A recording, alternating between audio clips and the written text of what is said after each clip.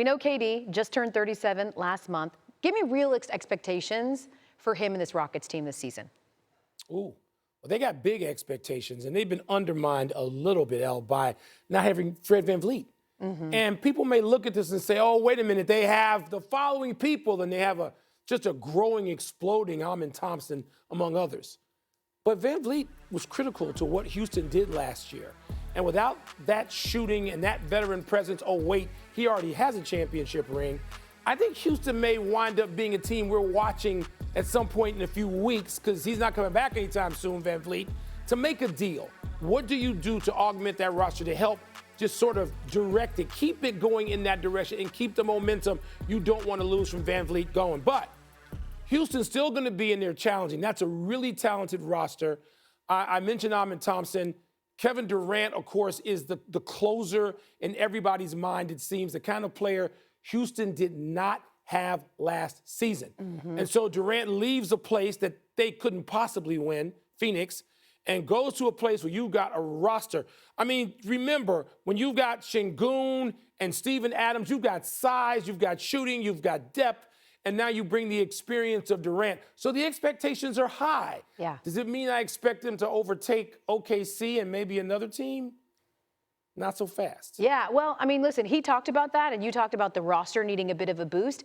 He claims, or at least has intimated, that's why he took a pay cut and less money so that they would have some flexibility to improve the roster. But you do mention OKC, and certainly they've got a big, giant target on their back because they won. Which team do you think is the biggest threat to the Thunder in the West? Well, I'm not alone in this. It seems to be a trendy pick now in the West, and that's the Denver Nuggets. And because there's no more dependent on like three players. And to go out and to now have Cam Johnson, to have Tim Hardaway Jr., to have Bruce Brown back, to have Valanciunas there, you've got a roster, a full roster, not just a player who may be in Jokic, the best player in the world, not just that, but a roster, a fully developed roster around him with experience and talent and maybe improved shooting.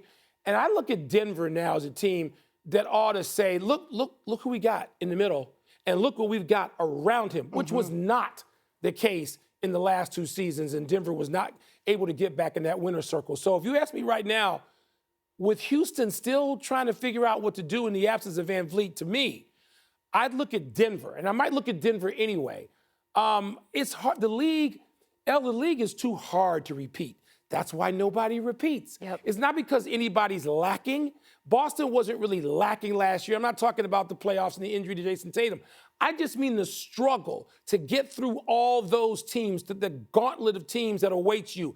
I don't know that OKC, while they have everything, they have the coaching, the coachable players, the superstar players, the bench, the support. They have all of it. Do they have enough to repeat? I'm not ready to go there, and I think Denver is one of the teams that's ready to take them head on come springtime. You mentioned the gauntlet teams in the West. Are the Lakers one of them with 41-year-old almost LeBron? I don't know that I'm ready to go there yet. And I realize the Lakers are going to be a team we must watch every night. And first of all, you got to get LeBron back in there healthy. And to me, the season starting without LeBron is a little bit of a downer because you want to see LeBron every chance you get. But DeAndre Ayton is critical to what the Lakers are going to do or not this season, because if he's the 2021 version of DeAndre Ayton, the guy who was in the middle holding it down when the Suns went to the NBA Finals, then yes, the Lakers can be part of that discussion with a recommitted or newly committed Luka Doncic. And I don't mean just conditioning. I mean defense, which I hope to see, or you can forget this discussion. But with LeBron and Luka and DeAndre Ayton, if they are all out there and ready and able, yes, the Lakers will be part of that conversation. But as we sit here on opening night and we don't know yet about LeBron, it's hard to have them part of that conversation. And by the way, the Golden State Warriors, let's not forget about them and sort of the roster they've put together, again, with the Lakers and Warriors. Health of two of the great players in the history of sports in the world, in LeBron and Steph Curry. How healthy are they going to be? How consistently are they going to be able to be at their greatest will determine or go a long way toward determining how far those teams can go by spring. By the way, I find it so funny as I talk to someone who is also like me in the over 40 club. Like, LeBron's the closest thing we have to a superhero. How relatable is it that he has sciatica? Like, that's very 40 up. Like, I don't even know what that is, but it just feels like something that needs to be treated with a pill or Because, Galeeva Elle, or you're something. not old enough yet, I am, to know what sciatica is. So I'm keeping my fingers crossed for LeBron. He's in the category. Look, he and Tom Brady, they played through everything, right? So part of me is thinking, okay, LeBron's going to do this. Yeah. And then part of me is saying, you know what? We just can't take LeBron James's presence for granted. Absolutely. We can't. Yep. And nor Steph Curry. So I'm hoping sciatica get out, leave them alone. We don't want that. You're whack, sciatica, go. Michael Wilbon, you are not whack. We are going to let you go, but we never want to. Thank you. We're back on SportsCenter. The NBA is back, so I get to do that horrible, it's a bad shot. I'm sorry. The good news is you can watch real pros do that. Yeah, we've got 2 games tonight. Lakers hosting the Warriors. These 2 games, or 2 teams rather, meeting in a season opener for the 3rd time in the last 5 seasons. Golden State has won each of the previous 2 meetings. That includes a 14-point win back in 2022 when Steph and LeBron each put up a 30-piece. But as we know, the Lakers are going to be without LeBron tonight. He's dealing with sciatica. It's not all panic for LA, though, because, of course, they have Luka Doncic, who stepped in LeBron's absence last season, nearly averaging a 30-point triple-dub when LeBron was out of the lineup. On the scene for us is a guy that knows that well. He's our Los Angeles NBA reporter, Dave McMenamin. And Dave, what are you hearing about expectations for the Lakers as they start the season without LeBron? Yeah, Al, there's no way sugarcoating it. They didn't have a good start to training camp and the preseason, certainly dealing with the LeBron news. I can tell you what sciatica is. It's nerve pain in his lower back. In LeBron's case, it's radiating down his right leg. He's expected to be out at least about 2 more weeks before he's reevaluated. We might not see him on the court for about a month. So in the meantime, the Lakers are going to leave leaning on Luka Doncic, but he only played 2 preseason games. There's some new faces in the starting lineup. We're going to see DeAndre Ayton at the center position. And in the interim, at least for opening night while LeBron is out, we're going to see Gabe Vincent, which gives the Lakers a smaller look starting lineup, but certainly Gabe Vincent's been leaned on for his veteran leadership, his 2-way playability. But also remember, just because the Lakers may start this lineup tonight, J.J. Redick went through 25 different starting lineups a season ago. And so if it doesn't look good tonight, it could look different come Friday when they host the Minnesota Timberwolves. By the way, a tip of the cap to you for listening to the show. If you don't know, earlier I pondered what sciatica actually is, and Dave, you came to the rescue, and I think also just diagnosed me, because I've been calling it a weird nerve thing in my leg, but it could be that. Dave McMenamin with the latest surrounding the Lakers. Thank you. You talk about the Warriors in this one, though. Jimmy Butler entering his first full season with the Dubs, as Luka is with the Lakers. Golden State, of course, acquiring him at last season's trade deadline. He made a significant impact as the Warriors went 27-8 when Butler, Steph Curry, and Draymond Green all played. Golden State hoping that that trio can stay healthy, though, this season, as all 3 of them are age 35 or older. Also on the scene for us in LA is our senior NBA writer, Anthony Slater. He's literally like 1 foot away from Dave McMenamin. But Anthony, what can you tell us about the Warriors lineup ahead of their season opener? Yeah, if they were to start Buddy Hield and Al Horford at some point this season, it would be the oldest starting lineup in NBA history. Al Horford, you mentioned they added him, 39 years old, but I don't expect him to start tonight because of, minute management, and that's a term you'll probably hear about these Warriors all season long, but, they can only really play him 20 to 24 minutes, so to parse that out better, I expect him to come off the bench, and, in his place, Jonathan Kuminga, the likely starter tonight, and the Warriors are going to need their youth, Kuminga, Brandon Pajemski, who's probably going to start at the 2 guard tonight to really rise up at least during the regular season, because this team will be reliant on those older guys come April, but they've got to get there. They got to get there with a good seed. They got to get there fresh, and to do that, they got to manage these guys. Absolutely. Curry entering his 17th season without changing teams. That is the longest active tenured player in the NBA. Anthony Slater with the latest ahead of this Lakers-Warriors matchup. We now take a look at the odds to win the West. That's according to ESPN Bet Sportsbook. You got Oklahoma City, currently the favorite to make the finals once again. As for the aforementioned Lakers and Warriors, they have the 5th and 7th best odds to win the conference. When you work at ESPN, talking to Kendrick is one of the perks. You're welcome. We're back. Lakers take on the Warriors today, and they don't have LeBron. Who do you think should or will step up in LeBron's absence, Perk? Well, the obvious answer is Luka. Duh, right? In shape.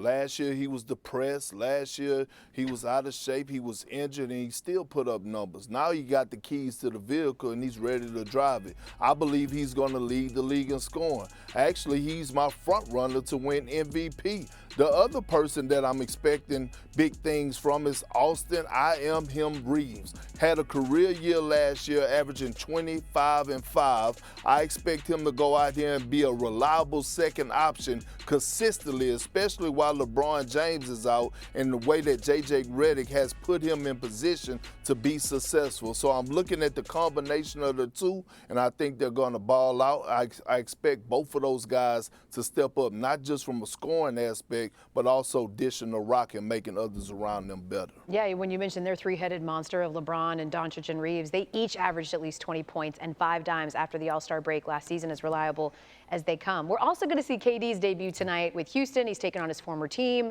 in OKC. Can you outlook what you expect for him as a member of the Rockets now? I ain't seen KD this happy since Moby Dick was a goldfish. You got to remember, you got to think about this right here, Elle. Think about it. Kevin Durant is happy. That is scary for the league. This is the best situation he's been in since he's left the Golden State Warriors. For the first time, he could actually go out there and just play the game of basketball. He has a head coach in Ime Udoka that he respects. He thinks very highly of him. He also have a top 5 center in Alfred Şengün, in my opinion, that's going to help him, all across the board. Amen Thompson, generational talent. It's nothing that is lacking on this roster. And I know Fred VanVleet is out. I understand what he brought to the table, but Jabari Smith, Tari Eason, Finney Smith, all of those guys are going to make up in certain areas, and they are loaded at the wing position, loaded. And so when I look at the Rockets, they're my favorite of coming out of the West, and I think they're going to make a statement tonight in OKC and ruin their ring ceremony by getting a win. Kind of focus in on the Eastern Conference because we know it's wide open with Achilles injuries to Jason Tatum and Tyrese Halliburton. So in talking to people around the league, what are your expectations for how it's going to play out in the East? Well, everyone in the Eastern Conference, these rival teams, they're looking at two, and that's the New York Knicks and the Cleveland Cavaliers. Those are the two co-favorites going into the season. Everything is lined up for them out of the East, and the crazy part is, Elle, both of these teams know it too. Whether it's Donovan Mitchell, Jalen Brunson, Karl-Anthony Towns, the stars on both of these teams understand what's in front of them. The window is wide open for them in the East. Now listen, you're going to get challengers. Orlando, Detroit, Atlanta, Philadelphia, if they're healthy, Milwaukee potentially it could give a challenge. We'll see how their season starts out. But these are the two teams in Cleveland and New York that have a lot of the star power, the fit, the depth on both of these teams to make a real run. And if not, there is pressure, and there's always going to be consequences when teams don't perform. Yeah, I mean, to your point, we don't know what's going to happen in the East, but it feels like in the West, everybody thinks that it's still going to be the favorite to repeat. Based on your conversations, which teams do people see as the potential biggest threat to the Thunder repping the West? Listen, you have to look at Denver as one of the biggest challengers. The offseason that they had to build around Nikola Jokic, Jamal Murray, and Aaron Gordon, you go out and get Cam Johnson, Bruce Brown, Tim Hardaway Jr., Jonas Valanciunas, probably the best backup big Nikola Jokic has had his entire career.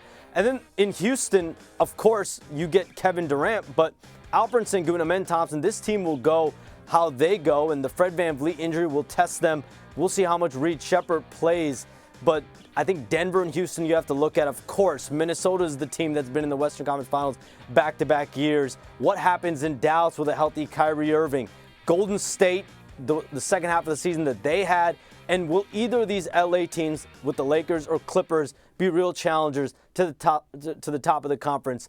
Everyone's going to keep their eye on that. Yep, all conjecture for now as the season officially tips tonight, and OKC starts their title defense as well tonight, 7:30 against Houston. Shams, thanks so much for getting us ready for the start of the NBA. NBA